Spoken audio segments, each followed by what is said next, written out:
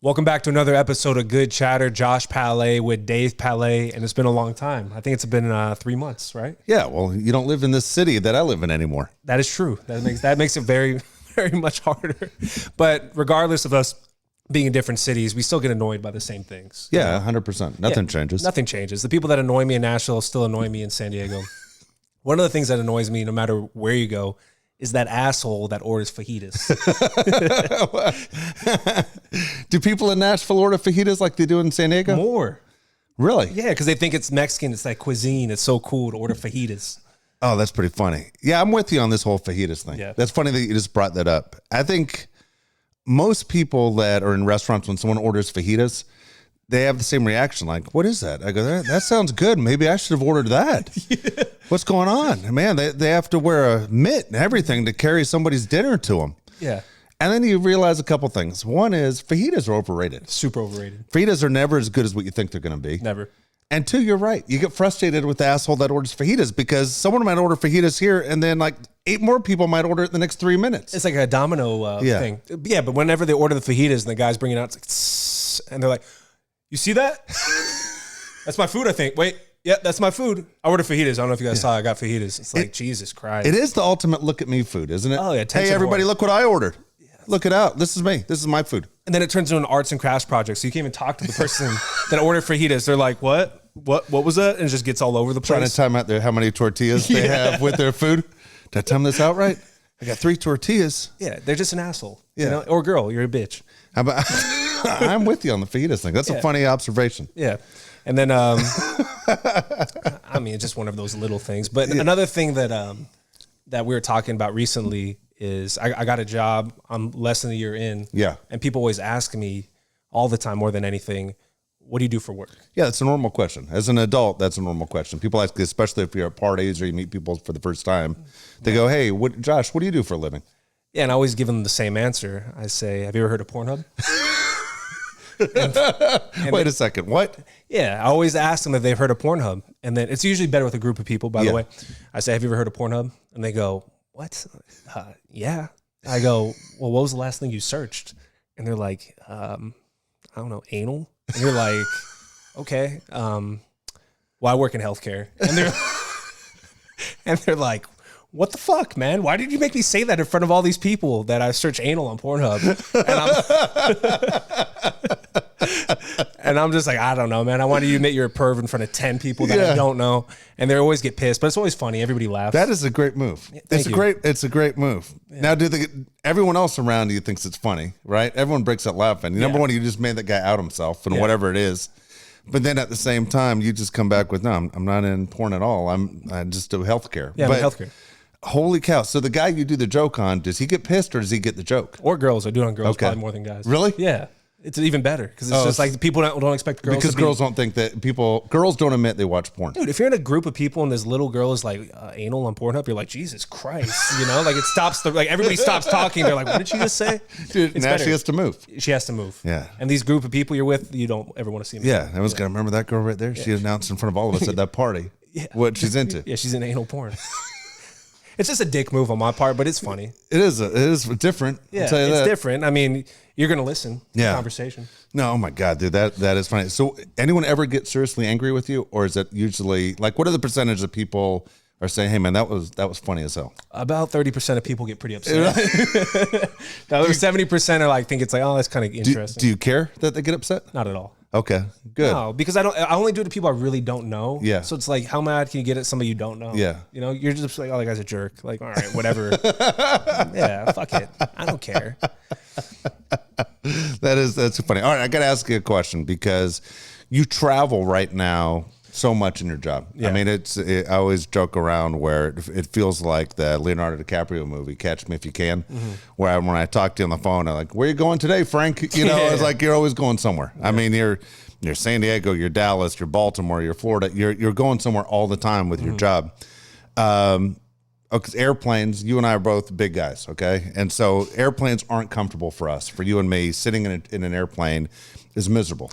Awful. Yeah. I hate it. Everything about it, I hate. And that's, I mean, no joke. That's why I prefer like JetBlue, because it is bigger. You know, you feel like you're on your couch. JetBlue if you want to advertise. But they got DirecTV. It's like all the all the other airlines. It's like you want to watch the shittiest movie from 2004. It's like, no, what the fuck, man? Like, who picks these movies on these airplanes? It's awful. Yeah. Well, I saw a move that a buddy of mine said he does. Okay, and he says, the move is when you're sitting in your seat, because when you're sitting in your seat first, aren't you watching people come down the aisle going, please don't sit next to me, please don't sit next to me? Aren't you doing that in your head all the time? I'm always like stretched out, like don't sit works. Here. Yeah, never works. Never. So this guy does this move. When people start coming down the aisle, he just sits there and pats the chair next to him and smiles. Like that. Like please right sit here. Yeah, please sit here. And it gets the opposite reaction.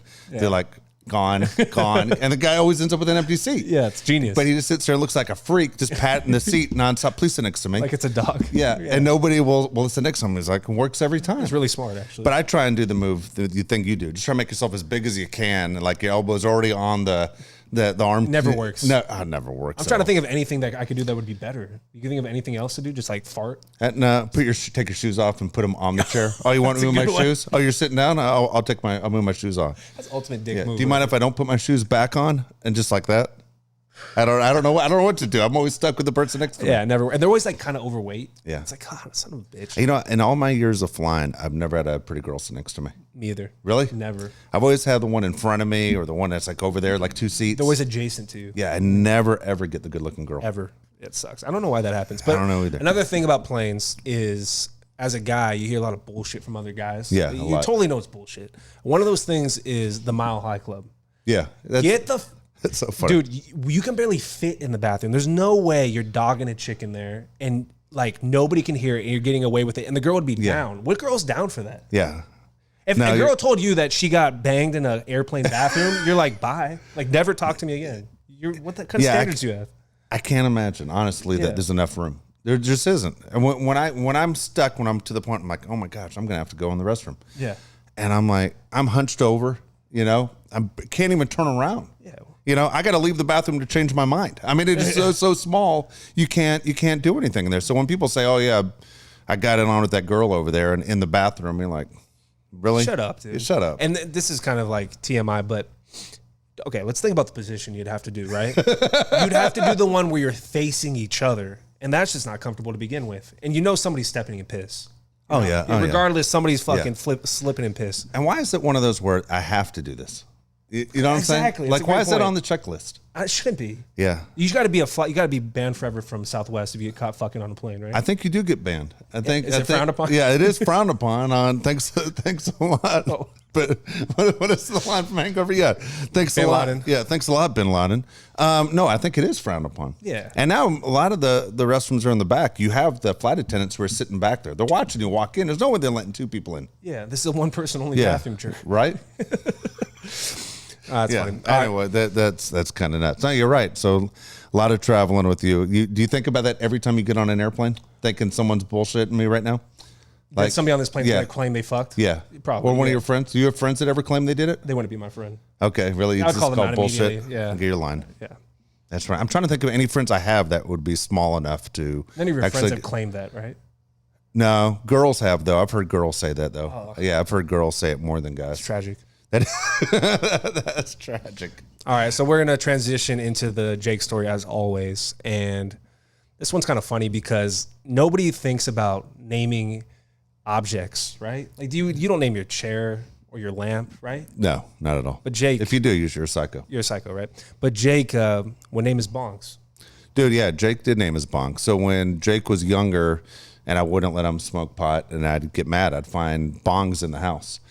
And here's the deal. I'm not a smoker, so I had no idea how much bongs cost. But, I mean, they're thick glass. Some of them are gigantic, you know, and I would always get pissed at them. I'd find them. I would grab the bong. I'd walk out of the house, go over the trash can with a big hammer, and I'd just shatter it right into the trash can. Over and over again. Over and over again. Over and over again that I had broken these bongs to say I'm upset. And at first he's like, go ahead, take it. What are you going to do? And then I'd shatter it. It crushed him. I mean, like he's really upset. Oh, yeah, really upset. Number one, they cost a ton. Two is, you know, he named them. as you said, once you name something, it has special meaning. It's like a pet. Yeah, and do you remember any of the names? Oh, I do. Literally, I know the names because I would laugh inside, try not to show that I was laughing. Yeah. But he'd get so mad. He'd go, "What are you doing? That's little Bong James. Who, you crazy? Hannah Bong Tana." You know, and you go, "What?" So upset. Yeah, though. like, wait a second. You smoke and you name your bong Hannah Bong Tana? And he'd go through it. So I was going through it as I knew this was going to be the Jake story. I'm going to read some of the names to you, okay, of the bongs that I broke over the years. All right? Here we go. John Bon Jovi. Again, everyone super upset. Bong Solo. For you Star Wars fans out there. Joe Bong Tana, kind of like Hannah Bong Tana. Bong Travolta. Why would he name your Bong Travolta? Right? What the hell's going on? Bong Marley. Yeah, I'm trying to remember ones he cried the most on. Wesley Pipes. Jake was one of them. Dude, it was insane. Here we go. Tim Tebow. Again, I would try not to laugh the way Josh is laughing because I'm trying to be the serious dad here. Like, that's not acceptable in this house. Here we go. Sylvester Still Stoned.